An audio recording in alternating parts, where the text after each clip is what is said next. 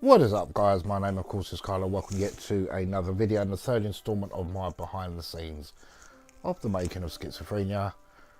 Yeah, it's been a productive day today.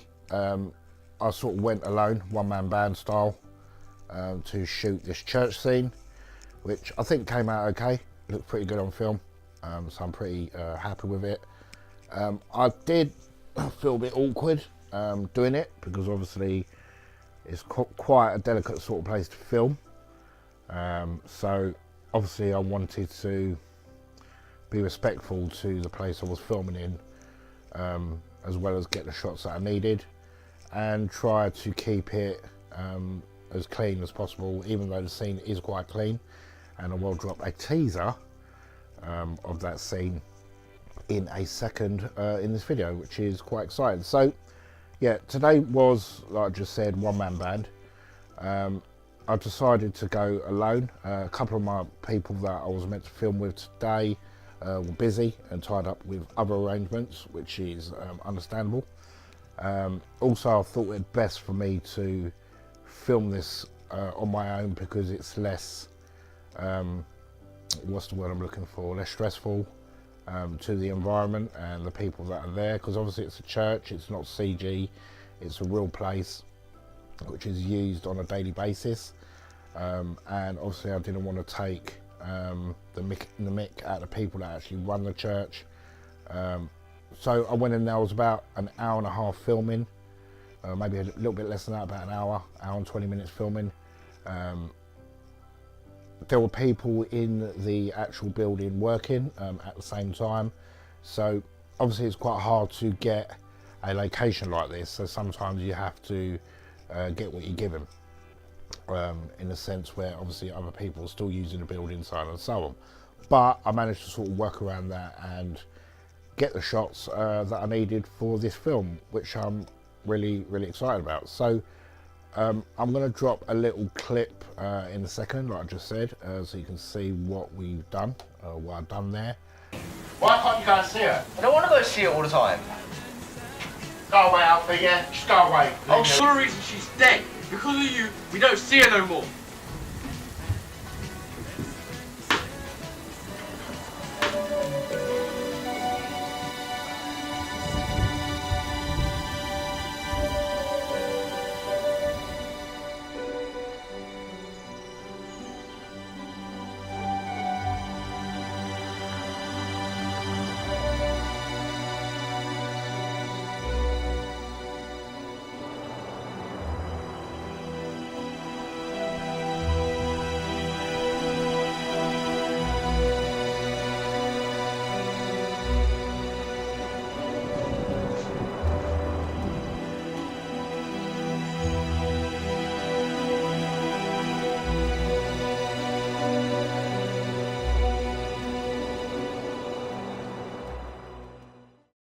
It's obviously sort of semi-final, but some of this edit I will have to go back to certain scenes that I filmed and redo them because I'm not happy with the way they look, and this sort of happens in filmmaking.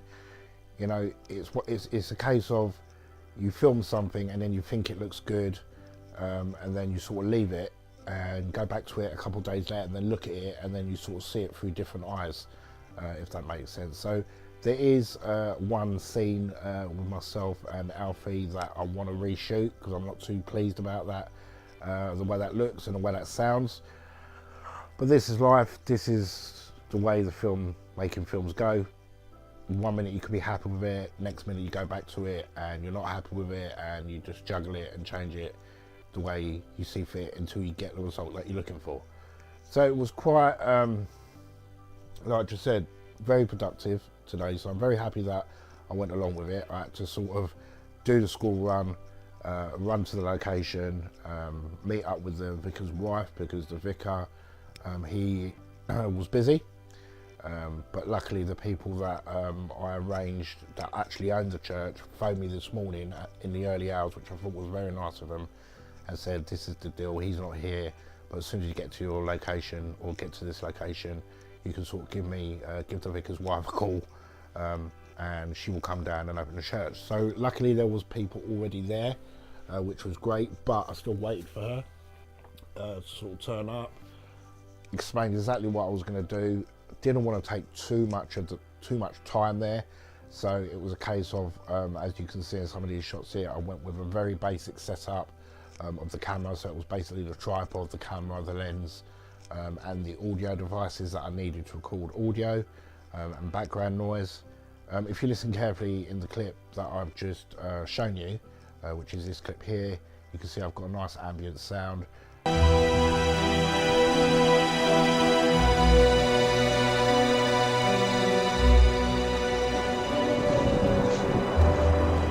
That was all done by Foley, so I've got some Foley sound out there, which was great.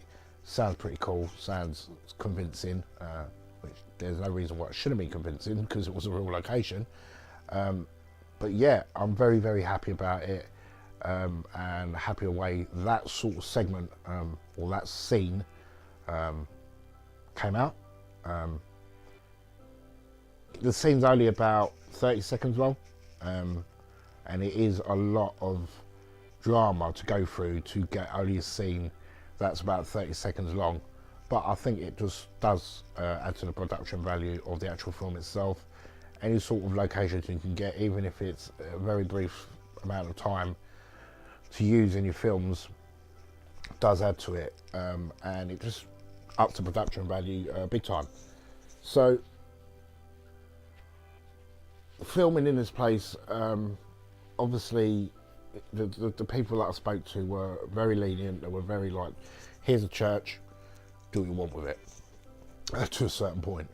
And I still felt like, because of the place I was filming and what the place was, I still had to show some respect, and just be a little bit sensitive to where I was filming. If you're filming in a church or a churchyard, so on and so on, it's always wise not to take the mickey out of the people that are lending you those sort of facilities in general, and just get in, do what you got to do, and get out, and keep it tasteful at the same time.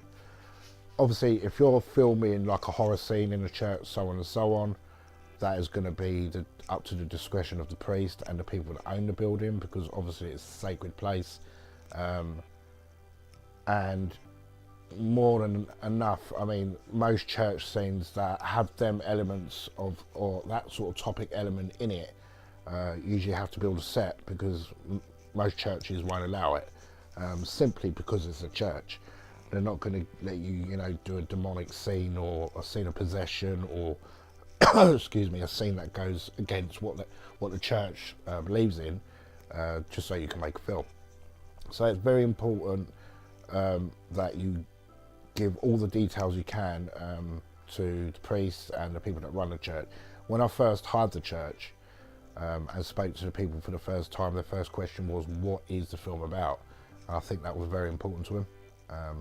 Obviously it explained the storyline, nothing graphic in the church scene, nothing violent, no bad language, stuff like that. So they were okay with it, because it was a very quick, sort of sentimental, sweet and loving scene, if that makes sense. If you go down that route when you're filming in a church, and you're only filming sentimental things and things based around love and stuff like that, normally a church will let you use their premises. But if it's based on horror or violence that is set inside them premises, then 99% of the time is going to be a no-go for that shoot, because obviously, it's a place of prayer. So I thought it was quite important to bring in this video. Hopefully it's been a bit informative to you, or for you guys. It's coming along, the edit is coming along quite nicely. Like I've just said, I have to go back to a couple of things and refilm and rechange the way it looks and the way it sounds, because like I've just said, there is a scene with myself and Alfie that I'm not too happy about, audio wise and camera wise at the same time. I do think in one of the clips, which I'll show you now. Alfie! What? Come on, we've got to go. Why? Gotta go and see Mum. We have to. Yes, come on. Hold on. You can just see subtly that Alfie's laughing a little bit. It's not his fault, it's first time on camera. I think he's a star in the making, and hopefully it'll be a part of a lot of short films that I'll do in the future, which would be great. But the audio, which I'll drop here. What's your deal, Alfie? What? We've got to go and see Mum. Can you have some respect? Why? You don't get clothes on. Let's. Is not the way I want it to be. It sounds terrible, and obviously I should have checked this after it was filmed. I know, but sometimes time always kicks you in the butt when you're doing these sort of things and when you're making films, and you sort of forget. And at that point, I shouted cut, cut print. I was happy with the shot, way I thought I was happy with the shot, and I thought I was happy with the audio. And then when I put it in the timeline and started editing it, it sounded okay, it looked okay, but then I went back to it a couple of days later and no, I'm not happy with it. So it's definitely one of the scenes that has to be revisited and refilmed from scratch. So yeah, that is it. Very short and sweet. Sorry I've been away for the past 5 days and I haven't uploaded a video in the last 5 days. It's purely because I've been preparing for this scene, which is crazy enough only 30 seconds long, but still quite vital to the story I'm trying to tell. There'll be plenty more behind the scenes of this feature in the next coming weeks, and then obviously we've got Christmas, which I'm really looking forward to. I'm going to spend that with the family and spend it with the kids and just basically have some fun. So yes, plenty more behind the scenes of Schizophrenia to come in the not too distant future, in the next few weeks shall I say. We've got an office shoot that we've got to do. We've got plenty more locations to go on, which hopefully I can take you along for the ride, give you a little glimpse of what I'm doing, how I'm filming, how I'm putting this production together. And one of the final videos is obviously the release of the film, and then after I've shown you the film in general, then we're going to be going to the timeline in Premiere Pro and showing you the complete edit, how I put it together, obviously in my taste and the way I like to do things. Obviously when it comes to editing and filmmaking, everyone's different.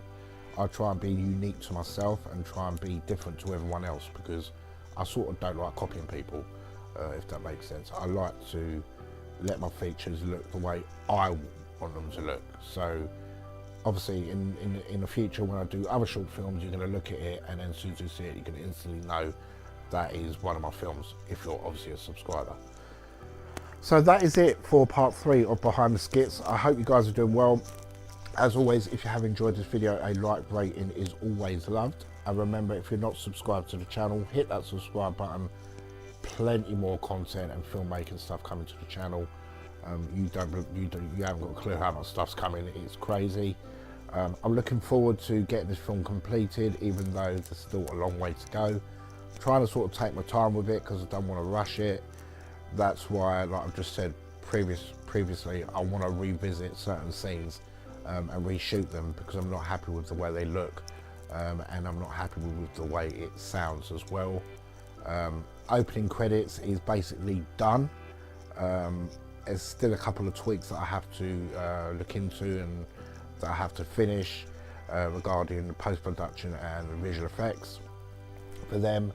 But I'm trying to, I mean, so far in the timeline, I'm on about 6.5 minutes of this short film, which is edited. 2 of them minutes have to be refilmed. Hopefully this short film is going to be about, what, 20-30 minutes long. 30 minutes is my goal for this short film, to keep it within that 30-minute sort of time frame. So it's going to be a decently length short film at the same time. Like most of you guys know, this is my first major short, so I don't want to sort of mess it up and bring to you something awful.